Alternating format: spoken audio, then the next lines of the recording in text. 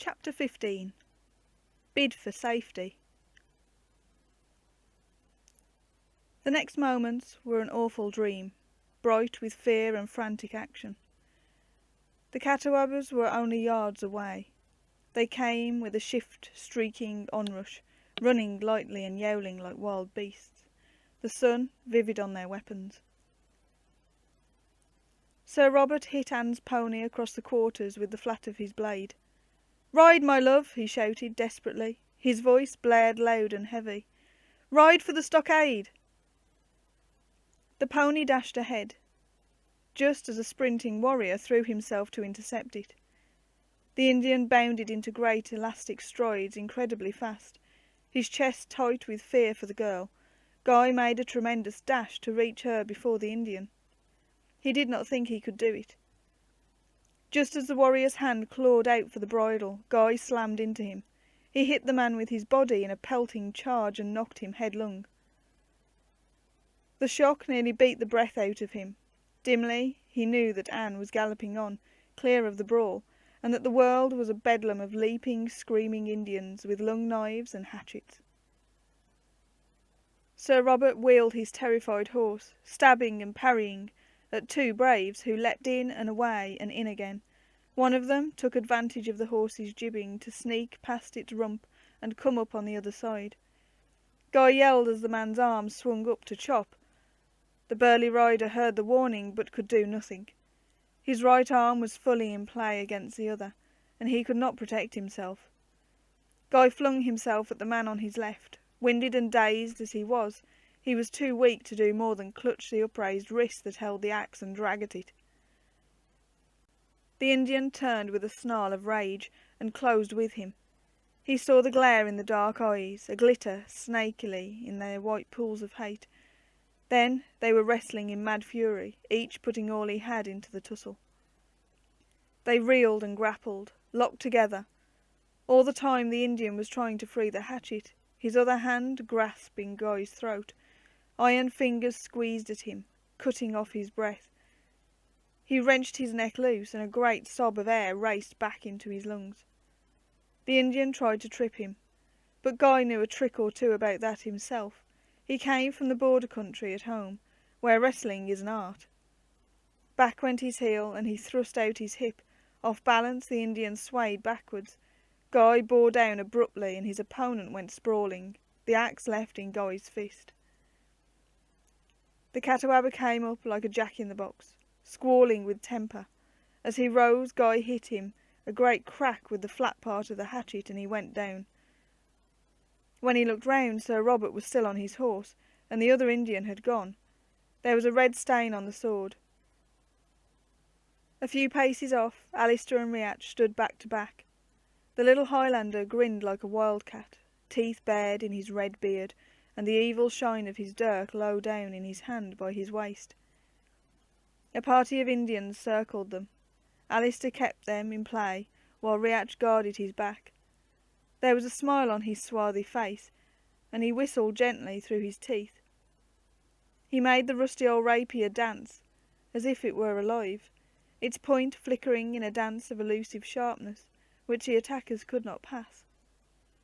Guy had never seen the tall Scot like that before.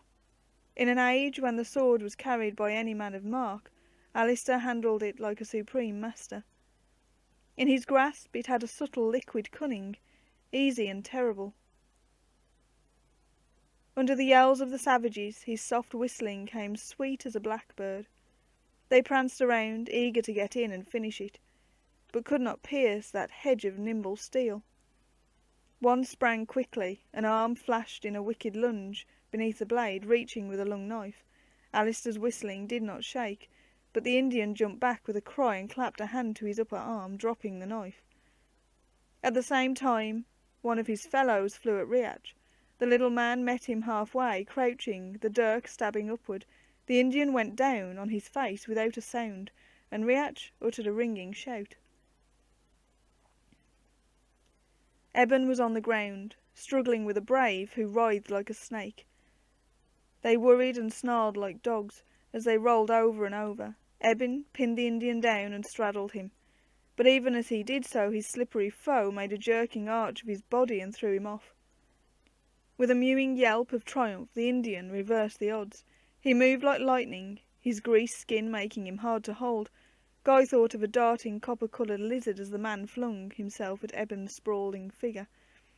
He sprang forward to haul the Indian off, but Eben was quicker than he. The hunter had lost his knife. His fist snapped upward, hard and brown as an oaken club. It took the Indian under the chin with a dull clack. The savage's face lost its crazy excitement and faded into vacancy. He slumped with a sigh, and Eben sprang up. Now there was only the crew that menaced the two Scots. Sir Robert rode his gelding into the thick of them. They scattered as Alistair chuckled and lamed two more. And then, as Guy and Eben each smote a victim, they broke and ran back. It had only lasted a few seconds. The field was clear of Indians now, except two who lay grunting and unconscious, and the man whom Guy had knocked down at the start of the fight. This fellow had been winded, and was only now able to move. Eben Willett spoke to him roughly, in a tongue Guy could not recognise. The Catawba lifted his head in sullen pride, and replied painfully, looking at Guy out of dead, slow black pupils. "He says there's near 600 Catawbas behind us," Eben jerked. "He's ashamed because he was licked by a lad like you. But figures you're a plenty rough fighter. He thinks you aim to finish him off." "Tell him to go back to his people, and remember we gave him back his life when he would have taken ours," said Guy. "He is in our debt for that." But the Indian only grunted and looked away when Eben translated. Then they were running for the stockade. It had all happened so quickly that Anne had not yet reached the store, and was still galloping her pony towards the gate as fast as she could go. The gate of palisades was closing, for the fight had been seen from the stockade. She just managed to get in while they halted it for her to pass inside. Her white gold hair streamed out behind her in a big waving cloud. It had come undone during the ride. The sun soaked it with pale fire that glowed even at that distance, a flaxen burning banner on the wind. It was the last Guy saw of her as she dashed through the closing gate. "Pick your heels up," Eben was gasping with exertion. "Them 600 red varmins ain't far behind.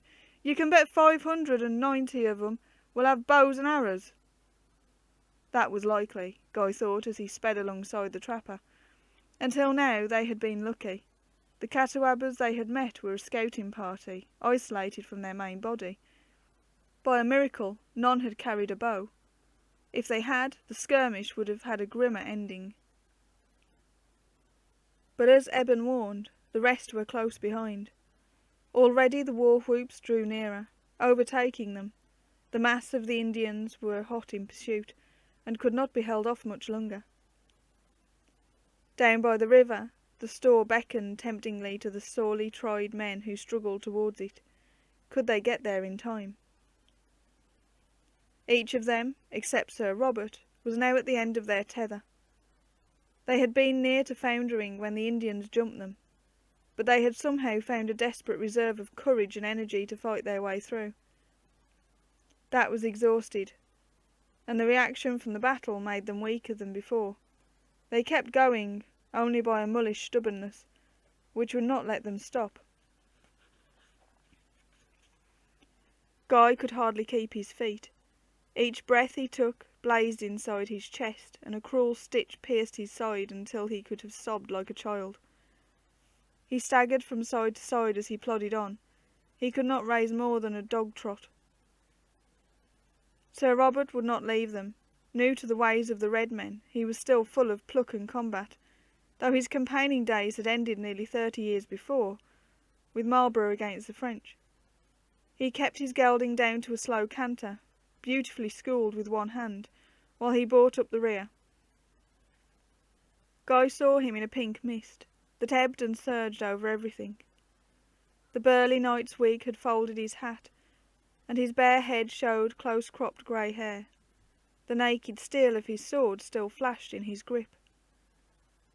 He caught Guy's glance, spent and defeated, and a grin crossed his beefy features. The sight of it cheered the boy, unexpectedly and kindly as it was. "Stap, me boy," he exclaimed. "You must run to more purpose, if you hope to beat those rogues behind. Stir your pegs, lad. You'll distance 'em yet." Guy smiled back weakly. He could not speak. All the same, the rough encouragement made him feel better, and he stumbled along with a renewed effort. The stockade was not far now, only 100 yards or so. They would do it after all, he thought. As the idea passed through his mind, there was a twang behind him. As if by magic, his legs flung him onward in a jerking leap, though he would not have believed they could have put out another ounce of effort. He was just in time. A shaft whipped between him and Sir Robert, so close that he could have been hit if he had not jumped. Sick with dread, he craned to look back over his shoulder. A long line of Indians sped down towards them, across the open grass. They burst into renewed squalls and whoops, gaining on their victims quickly. Then the demon harping sounded in earnest, and arrows swooped all about them. Guy tried to tell Sir Robert to ride on. Tall on his big horse, he made a bulky target for the redskin archers. He could not get the words out, and only a pumping groan came from his lips. But the knight still kept pace with them, at his rocking canter, looking back and ignoring the sleet of flying missiles. "Hang to my stirrups!" His bull voice was calm and full of authority. "That will help you on a trifle." He was speaking to Alistair and Riach.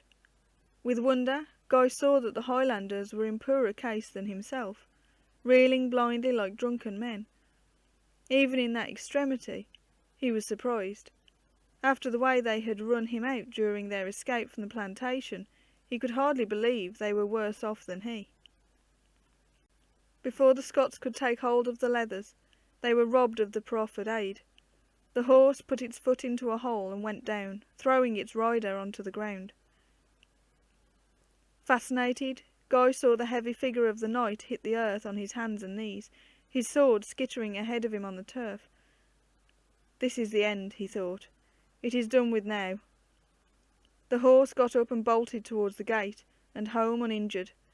The weary fugitives checked their gait to help the fallen cavalier, hauling him anxiously to his feet. Direly close at his heels, the Indians cheered, in their barbaric fashion, screeching with maniac triumph, as they made sure of their quarry. Sir Robert was not hurt, except for a shaking.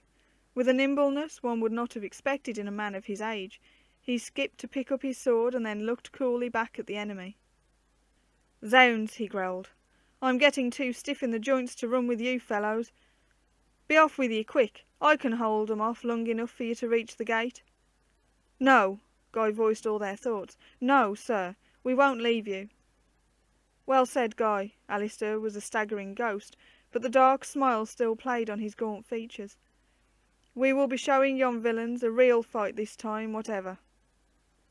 "Quit the cackle, and get ready," Eben snapped. "Here they come." "Then we'll give 'em cold steel for their dinner," Sir Robert answered in his brisk, firm tone. "Stand to it, lads. Convicts or no, you're men of a pretty spirit, and I thank ye for what you've done this day." He had no time to say more, for the Indians were almost at them. Guy had a vision of a crew of painted hobgoblins covering the grass in pantherish bounds towards them, filling the air with their ghastly screams. The Indians had stopped shooting and waved their weapons as they capered onwards. Dry-lipped, he stood with the others shoulder to shoulder, waiting for them. It would be over in a moment. He tensed himself for the shock. A huge warrior was in the lead, his face and chest marked out with white clay like a human skeleton, and touched here and there with scarlet and black. His skull was bald, except for a straight ridge of hair along the middle, which stuck up like a horse's mane. He looked like a fiend, raving and brandishing a red war hatchet. They were only 30 paces off. It had come down to seconds. A deep sigh, lung and shuddering, went through them all, and they steadied themselves for the last time. Guy saw the tall Indian making straight for him. He was so near that he could see the beads of sweat glisten on his barrel chest. Then, just as he expected the savage's next jump to bring him within reach, a thundering roll of sound crashed out behind him with a deafening racket. The big warrior spun round and fell. Dumbly, Guy saw others crumple at the same time. The roar of guns pealed again, and the Indians checked their flying rush abruptly. "Hooray!" croaked Eben. His voice was feeble. It was the best attempt at a cheer he could manage. "Good old Foxley! He and his boys are giving 'em pepper." Another volley blasted from the stockade. The catawabbas wavered. At this range they could not face such concentrated fire. Suddenly they were fleeing, melting away into the cover of the scattered brushwood out of musket shot. Almost in a dream, Guy watched them go. He could still hardly believe they were saved. Against that army of savages they could not have lasted a minute. He came out of his daze to grin at Eben. "My, that was a near thing," he gasped. But Eben's face was ashy under the dirt and sunburn, and he was sagging. Guy grabbed him as he fell. "What is it?" he demanded anxiously. "Are you—" "Hold him! Boys! He's hurt!"